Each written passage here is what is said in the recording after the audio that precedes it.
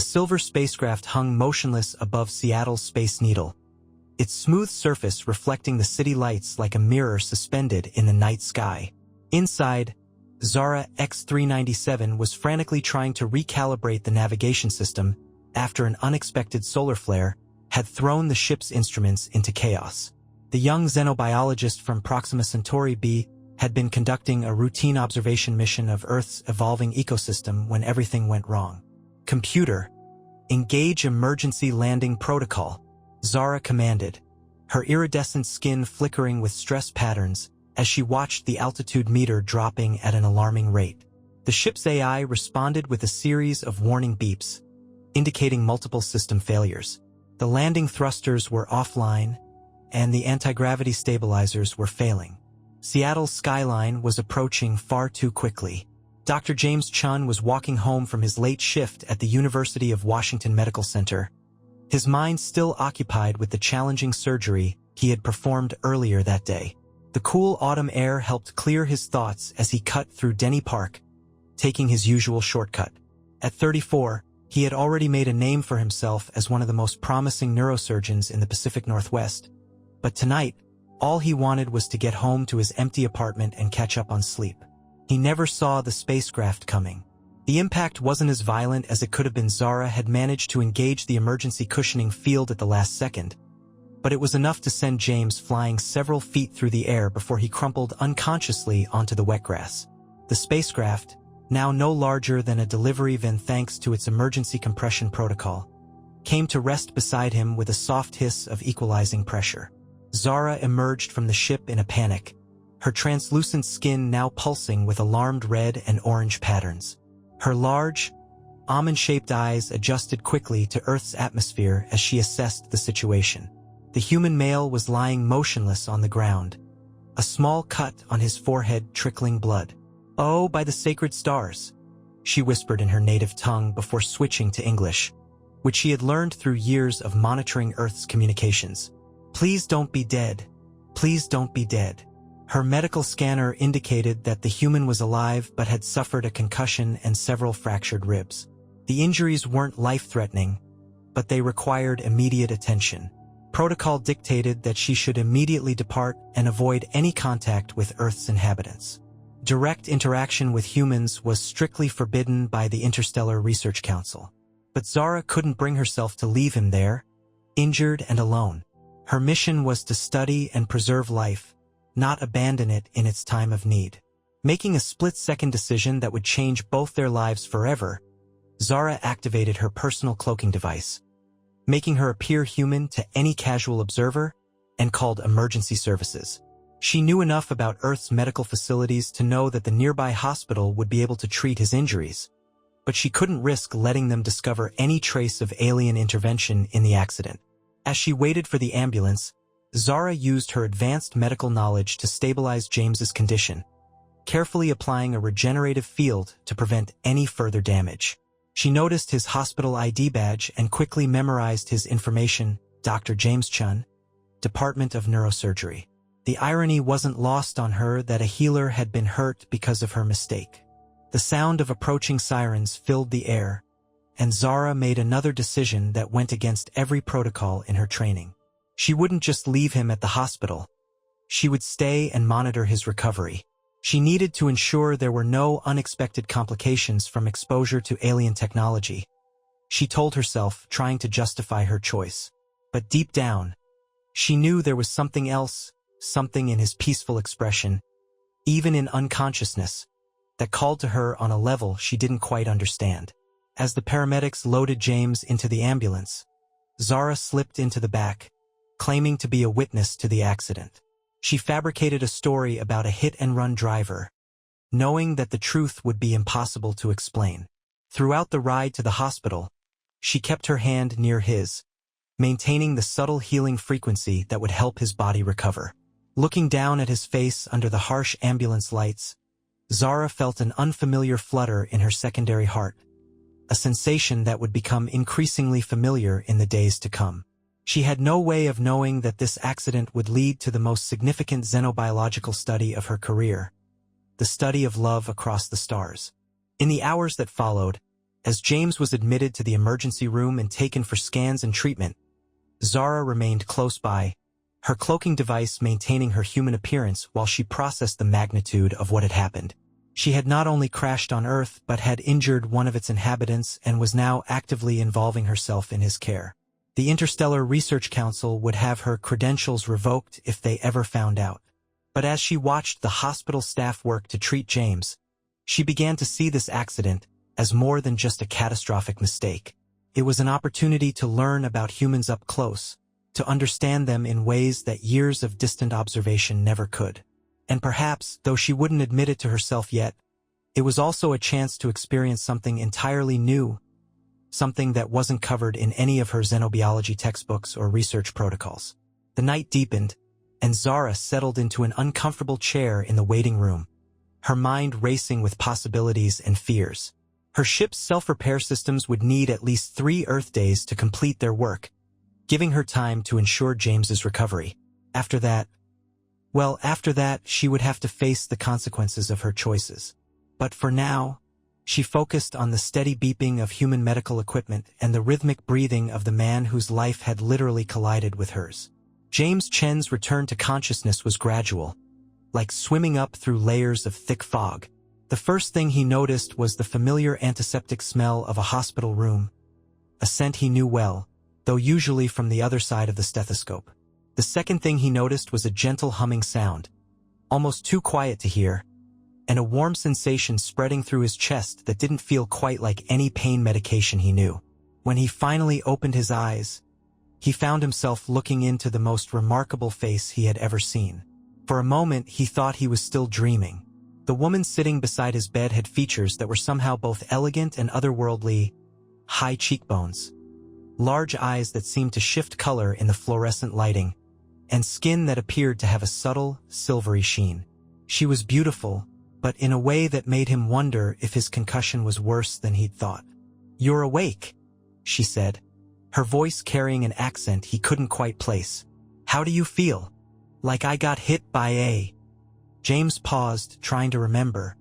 "What exactly hit me?" Zara felt her skin threatening to ripple with anxiety patterns and forced herself to maintain the stability of her human appearance. "A car," she said, the lie tasting bitter in her mouth. "Hit and run. I witnessed it and called the ambulance." James tried to sit up and immediately regretted it as pain shot through his ribs. Yet somehow, the pain seemed to fade unusually quickly, replaced by that strange warm sensation he had noticed earlier. "You stayed," he observed, studying her face more carefully. "I wanted to make sure you were all right," Zara replied, discreetly adjusting the healing frequency she was maintaining. "It's the least I could do after," she caught herself, "after witnessing such a terrible accident."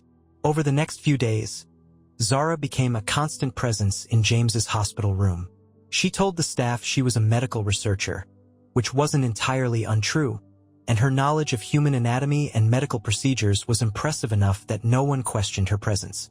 What they couldn't see was the advanced healing technology she was secretly using to speed James's recovery, carefully calibrated to appear just within the bounds of normal human healing rates. For James, those days passed in a blur of pain medication, medical tests, and increasingly fascinating conversations with his mysterious visitor. There was something about Zara that he couldn't quite put his finger on, the way she sometimes paused before answering simple questions, as if calculating the correct response, or how she would look at ordinary hospital equipment with barely concealed curiosity. "You're not like any researcher I've ever met," he told her one evening, as they shared a container of hospital cafeteria jello that Zara approached with the enthusiasm of a scientist discovering a new species. "Where did you say you were from again?" "I didn't," Zara replied, watching the jello wobble with genuine fascination. "My home is very far from here." It wasn't a lie, but the guilt of deception still made her skin tingle with uncomfortable patterns that she had to consciously suppress. As James's condition improved rapidly, surprisingly rapidly, his doctors noted Zara found herself facing an unexpected dilemma. Her ship's repairs were nearly complete, and protocol demanded that she return to her mission. But the thought of leaving filled her with an unfamiliar ache that no amount of xenobiological analysis could explain. What had started as a sense of obligation, monitoring him for possible complications from alien technology, had evolved into something far more complex. She found herself cataloging every detail about him. The way his eyes crinkled when he laughed, how his hands moved when he explained complicated surgical procedures, the gentle compassion in his voice when he spoke about his patients. James, for his part, found himself looking forward to Zara's visits with an intensity that surprised him. There was something almost magical about her presence, how his pain seemed lesser when she was near, how she could make hours pass like minutes with her unique perspectives on everything from medical ethics to the nature of consciousness. Even her occasional odd behaviors, like the time she spent 10 minutes utterly transfixed by a sunset visible from his hospital window, only made her more intriguing. 1 week after the accident, James was cleared for discharge. His recovery had been remarkable, though the doctors couldn't quite explain why. As he packed up his few personal belongings, he turned to Zara with sudden apprehension. "Will I see you again?" he asked, realizing how much the thought of losing contact with her disturbed him. Zara knew she should say no. She should complete her mission and return to her world, file her report about the accidental contact, omitting certain details, and try to forget about the human who had somehow worked his way past all her carefully constructed professional boundaries. Instead, she heard herself saying, "I'd like that." That evening, as they walked together through the same park where they had first met. Though James didn't remember that detail, Zara made another decision that would change both their lives. She couldn't maintain this deception indefinitely, not if she wanted to pursue whatever this growing connection between them was. He deserved to know the truth, even if it meant risking everything. "James," she said, stopping beneath a streetlight that made her skin shimmer just slightly too much to be natural. "There's something I need to tell you about the accident, about who I really am." The story that followed would challenge everything James thought he knew about the universe and his place in it. But as he looked into Zara's eyes, watching as she slowly allowed her human disguise to fade, revealing her true iridescent form, he found himself feeling not fear or disbelief, but a profound sense of wonder. And somewhere in the vast expanse of space, the Interstellar Research Council received a delayed mission report that mentioned nothing about crashed ships or injured humans, or the way Earth's moon looked reflecting off two people's faces as they shared their first kiss under the stars that suddenly seemed to bridge the gap between their worlds, rather than emphasize their distance. The 6 months following Zara's revelation transformed both their lives in ways neither could have imagined. James threw himself into learning everything he could about Zara's world, spending countless evenings in her cloaked spacecraft, marveling at holographic star charts and advanced medical technology that made Earth's most sophisticated equipment look primitive by comparison. His medical background helped him grasp the complexities of xenobiology, though Zara's existence still occasionally left him speechless with wonder. Zara, meanwhile, found herself experiencing human life with an intensity that no amount of previous research could have prepared her for. Simple things became extraordinary through her eyes, the way coffee steam curled in morning light, the texture of snow falling on her skin, the peculiar human custom of sharing food from the same plate. She documented everything meticulously, telling herself it was for scientific purposes, but her reports to the Interstellar Research Council became increasingly sporadic and vague. Their first major challenge came when James's parents announced their intention to visit Seattle. His mother, a retired biochemist, and his father, an architectural engineer, had been pressing him about his mysterious new girlfriend for months. The prospect of meeting them filled Zara with both terror and fascination. "What if they notice something's wrong with my appearance?" Zara fretted, practicing maintaining her human disguise for longer periods. "Your mother has a scientist's eye for detail." James watched as she adjusted the pigmentation of her skin for the 100th time, trying to achieve what she called a convincing human complexion. "You look perfect," he assured her, then added with a grin, "though maybe stop the color changing when they're around." The dinner with his parents tested Zara's ability to maintain her human appearance for an entire evening, but it was the unexpected questions that proved most challenging. "And where did you say your family is from, dear?" James's mother asked, studying Zara's features with obvious curiosity. "Proxima Centauri," Zara answered truthfully, then quickly added, a small town near Stockholm. When James nearly choked on his wine, she had learned that humans often smiled and nodded when locations in Sweden were mentioned, rarely asking for specifics. But it wasn't all careful deception and hidden truths. In the quiet moments between their two worlds, they built something real and profound. Zara taught James about the cosmic dance of binary stars and the songs of gas giants, while he introduced her to the equally mysterious human concepts of pizza nights and Sunday morning crossword puzzles. Their professional lives began to intertwine in unexpected ways. James found himself making revolutionary breakthroughs in his neurosurgery practice, subtly influenced by the alien medical knowledge Zara shared. His colleagues marveled at his innovative techniques, not knowing they were adapted from healing practices common on planets thousands of light-years away. Zara's research took on new depth as she experienced human emotions firsthand. She discovered that love wasn't just a biochemical process to be studied under a microscope. It was the way James brought her tea exactly how she liked it, with 3 sugars, a habit she developed despite never needing sugar for sustenance, or how he'd learned to read the patterns in her skin so well he could tell her mood before she spoke. The crisis point came 9 months into their relationship, when Zara received an urgent communication from the Interstellar Research Council. They were sending an inspection team to evaluate her extended Earth mission.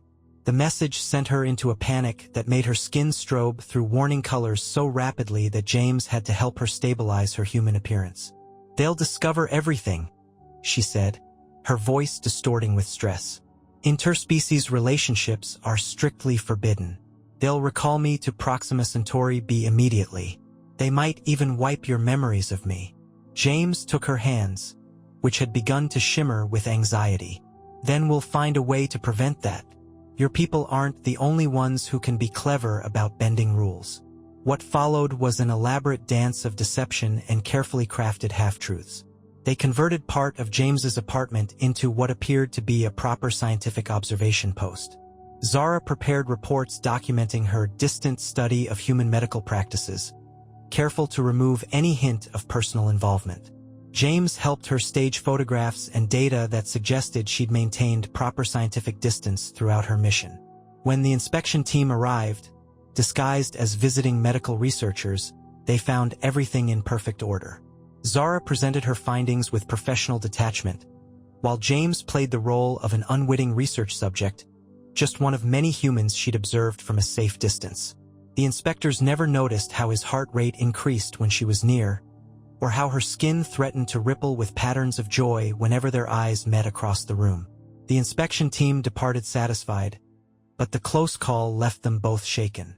That night, as they sat in Zara's spacecraft looking out at the Seattle skyline, they faced the reality of their situation. Their relationship existed in a precarious space between worlds, sustainable only through constant vigilance and careful manipulation of truth. "We can't keep living like this," James said quietly, watching the city lights reflect off Zara's naturally iridescent skin. She never maintained her human appearance when they were alone together anymore. Always hiding, always afraid of discovery. Zara's skin pulsed with patterns that James had learned to read as deep thought. "No," she agreed. "We can't." She turned to him, her large eyes reflecting starlight. "But I've been studying human cellular structure, and I have a theory about genetic compatibility that might change everything. If I'm right, we might be able to create something entirely new, something that would force both our worlds to acknowledge us." "What are you saying?" James asked, though his medical training was already helping him grasp the implications of her words. "I'm saying," Zara replied, her skin glowing with a pattern he'd never seen before, "that I want to try having a family with you. Not just any family, the first human Proximan hybrid family in the history of either species. It would be the ultimate xenobiological research project, and the ultimate proof that our peoples aren't as different as everyone believes." The magnitude of what she was proposing hung between them like a newborn star, full of both tremendous potential and tremendous risk. It would change not just their lives, but potentially the course of human-alien relations forever. As medical professionals from 2 different worlds, they understood the challenges better than anyone. As lovers, they understood the importance of trying anyway. The pregnancy was unprecedented in both Earth and Proximan medical history. Zara and James converted their basement into a private medical facility, combining their knowledge and technology to monitor every aspect of their groundbreaking experiment.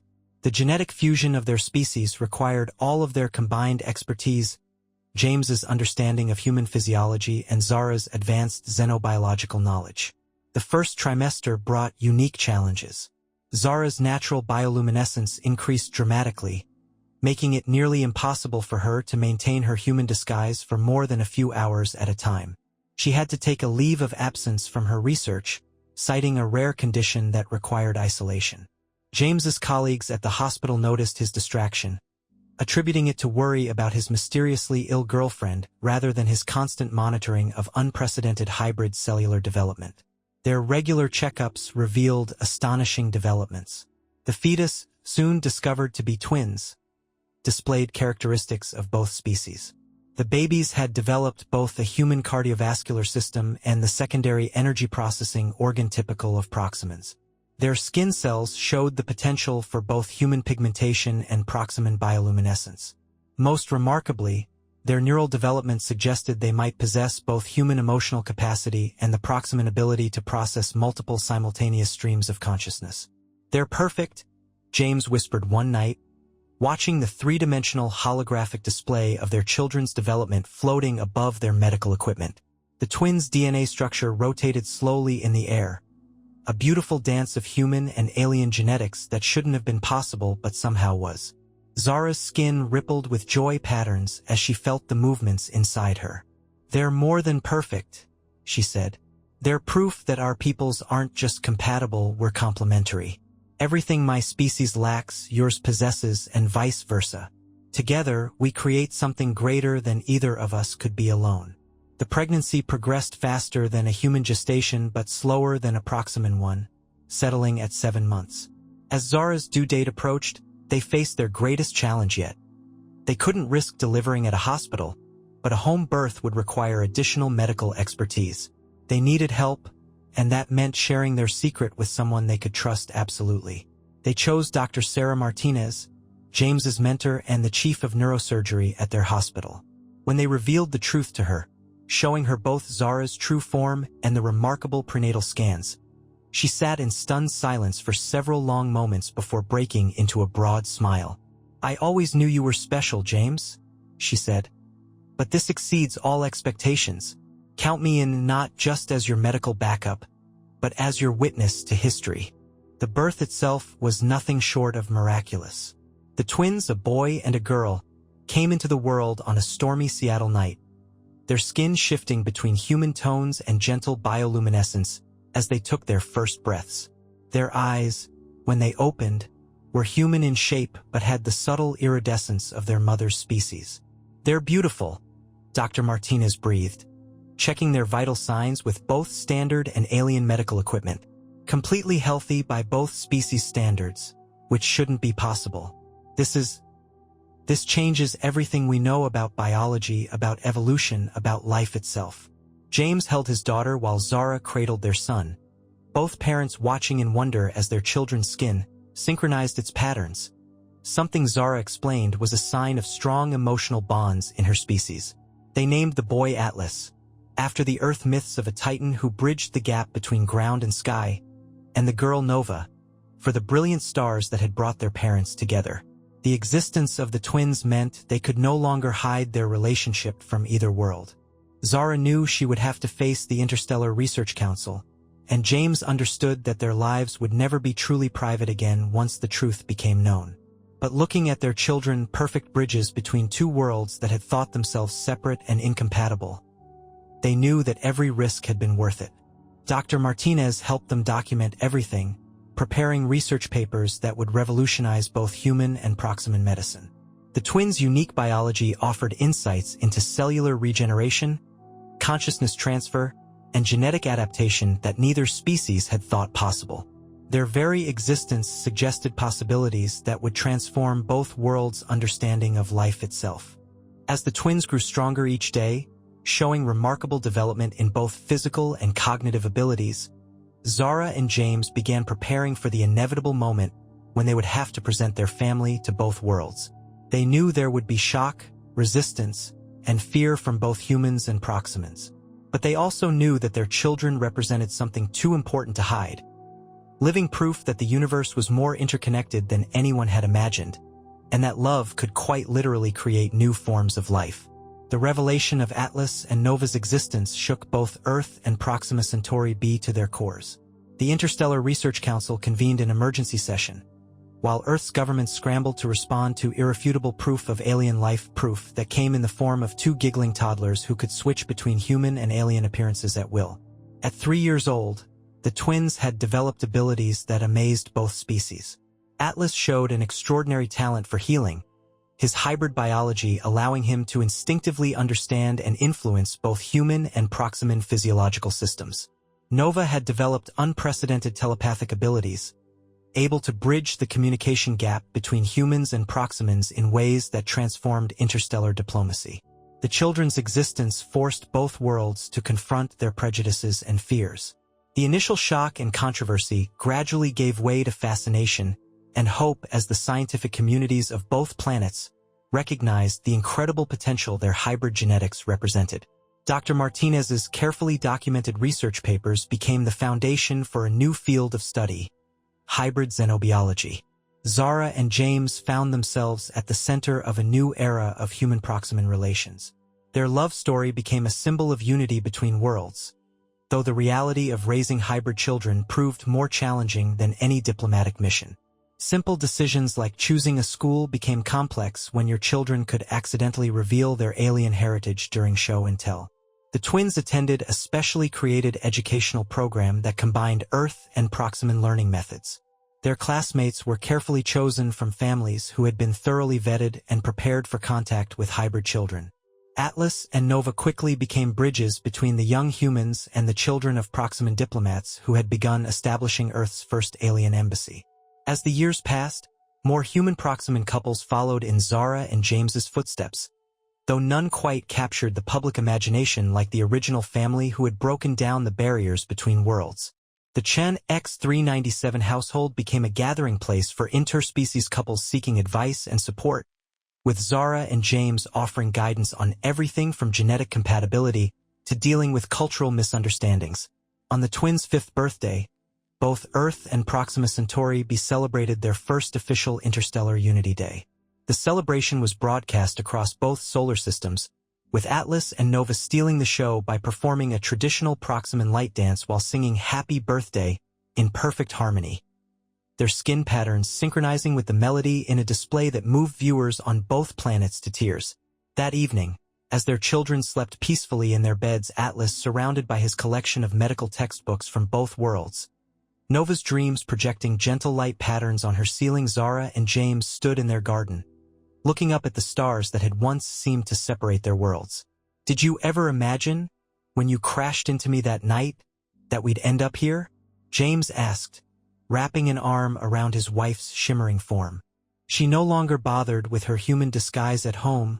Their neighborhood had long since grown accustomed to the sight of her natural appearance. "Never," Zara admitted, her skin displaying the complex patterns that signified deep contentment. "I was so afraid of breaking protocol, of the consequences of direct contact with humans. Now look at us. We've broken every rule in the book and somehow ended up writing new ones." Inside, they could hear the gentle humming of their children's dual heartbeats through the baby monitors they'd never quite brought themselves to take down. The sounds synchronized perfectly with each other, a melody unique to their hybrid physiology. It was a sound that represented everything they'd achieved, the perfect harmony of two species that had once thought themselves worlds apart. "They're going to change everything," James said softly, watching a shooting star trace its way across the sky. "They already have." Zara's skin rippled with agreement patterns. "They're the future we never knew was possible. Not just our future, everyone's." She turned to face her husband, her large eyes reflecting both starlight and streetlights. "Thank you for helping me break all those rules. Thank you for crashing into my life," he replied with a smile. Above them, the stars continued their eternal dance, witnesses to a love story that had bridged the gap between worlds and created something entirely new in the process.